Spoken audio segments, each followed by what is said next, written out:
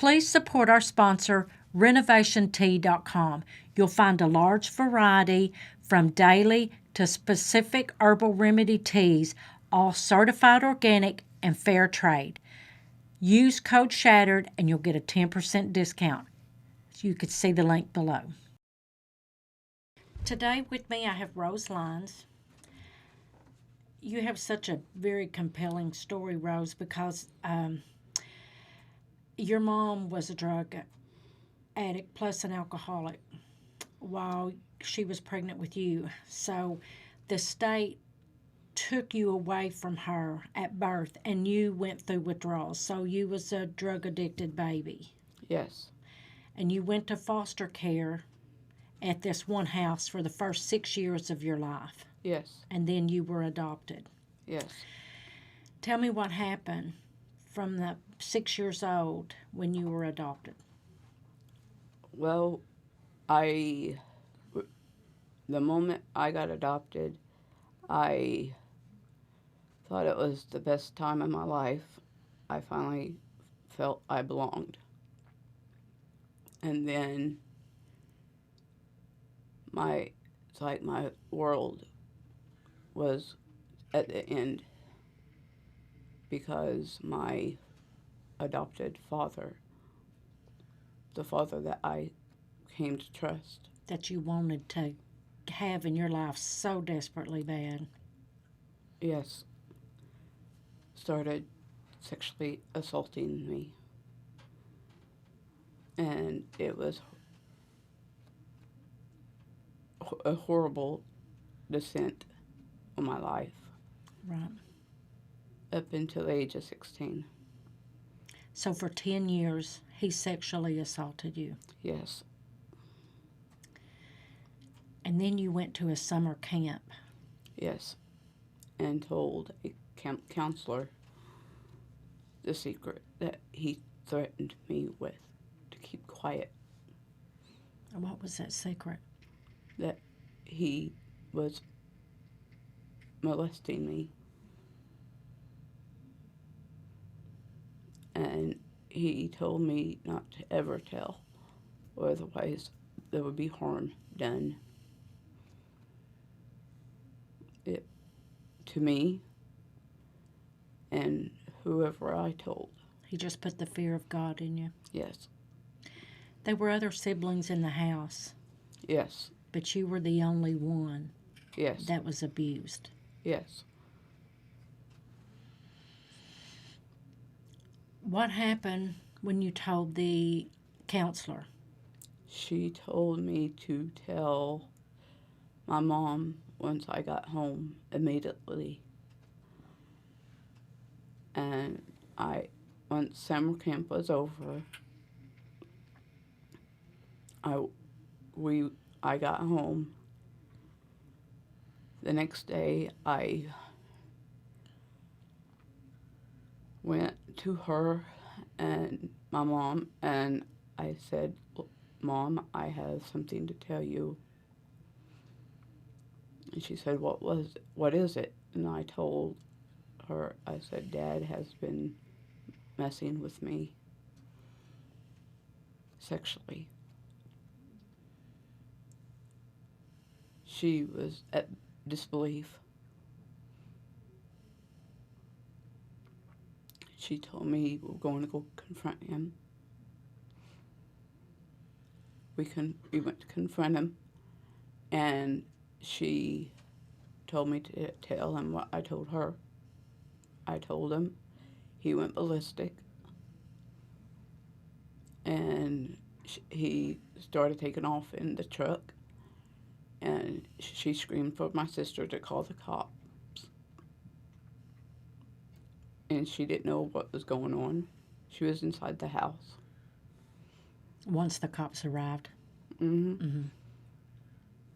And we gave the report, and he had already taken off.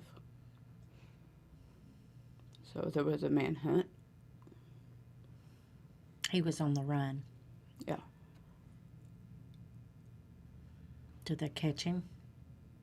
About a week later. And you moved out after that Yes. at 16. Yes. And you met a guy that was about 10 years older than you. He was 26. Yes. Talk about that relationship.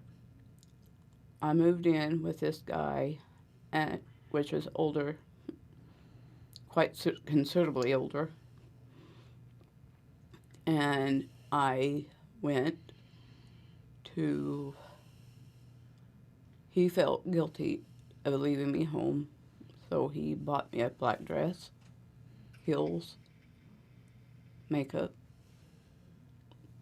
dressed me up, making me look older, took me to my first bar, and he took me to a bar that he knew I wouldn't get carded. So you started drinking alcohol at 16. Yes. And I drank for about 5 years straight with him. And then one day at the bar, or one night at the bar, there was this gentleman that introduced me to methamphetamine. And you liked it. Very much so. It made me feel different than alcohol. Right. And it was a mixture of alcohol and methamphetamine from then on. Going back just a little bit, since you were born a drug addicted baby, has that caused you to have complications with your health from the point of birth? Yes, because the state of Oklahoma had declared me as a slow learner, which in turn, which to me, everybody considers me a normal person. I have a driver's license, I have a car. I mean, I do everything normal, like other normal people. But what kind of health complications do you have? I have heart issues. Right.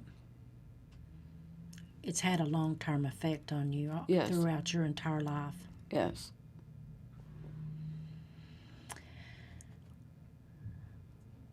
Tell me what your rock bottom was.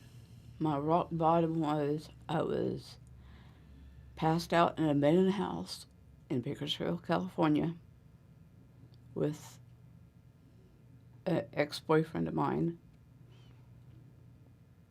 and a vision from God came to me of seeing myself in a casket. And I woke up, or came to, screaming at the top of my lungs. You just knew that was a sign if you stayed on that road, you were going to die. Yes. It was, and I knew I had to get somewhere, go somewhere. You needed help. Yes. I had to go find something. I couldn't go no further. I had near-death experiences before. Right. I didn't want to wind up what God had shown me. Mm-hmm. How did you get away? I hopped a bus and got out of Bakersfield. And came to Arkansas. Yes. Because I was promised it was a dry county, dry state. There was no bad things here. It was peaceful. It was quiet. Which it is. What did you do once you got here? I stayed for about a month.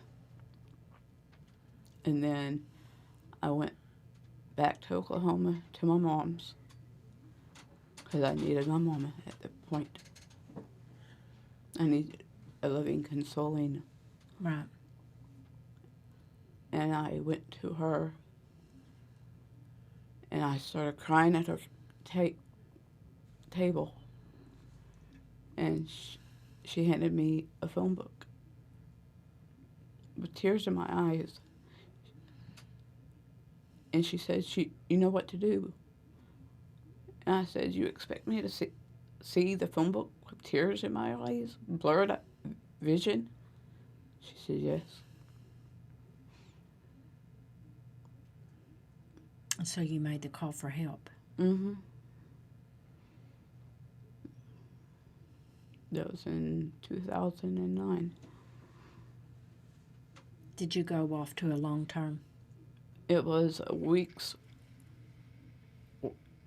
like a quick week's worth of detox type thing, and then they was wanting me to go into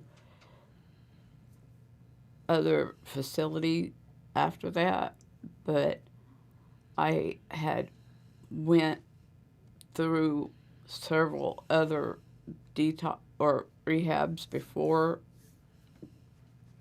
beforehand throughout my drinking and drug career before, and none of the actual rehabs I would have had to pay for out of my pocket. Right. And I couldn't afford, so I just said, when my mom came to pick me up from that quick 7-day detox, she said, what you gonna do? And they had introduced me to AA and NA meetings there. Right. And I guess I'll go to AA and NA meetings. And she said, no rehabs? I was like, I can't afford them. Right. Not out of my pocket. And so I couldn't do nothing else. Right. So I came back here to D Queen and got into AA and NA meetings. And you've been there ever since? Yeah. Yeah. So you've been clean. You've been in sobriety since 2009. Yes. 10 years. 10 years. By the grace of God. Right. Every day is a miracle. Absolutely. What advice could you give somebody today What? that is trying to struggle with getting clean?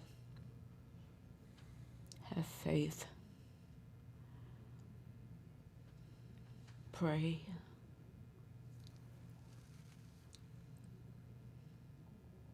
Is that the date that you... Faith. 2/14/09. So that was the day that you... From that day forward, you've been clean. Yes. Which... February the 14th. Yes. Valentine's Day. It's an easy day for you to remember. Well, yeah, faith. Have faith. It does just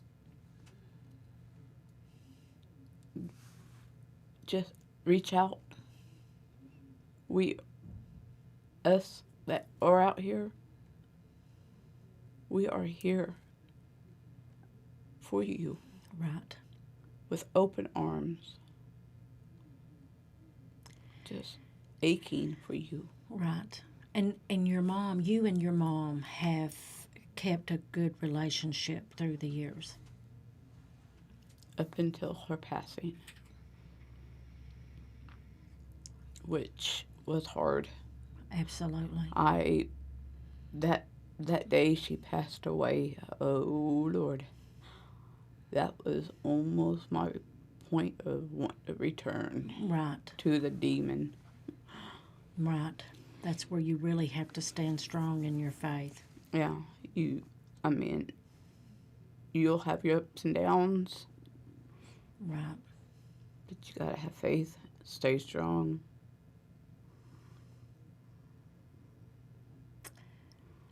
How are you today?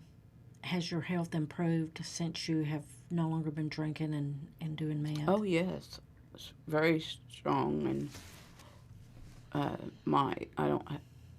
I still have a heart issue a little bit, but I'm maintaining with exercise and Right. You just have to take one day at a time. yeah,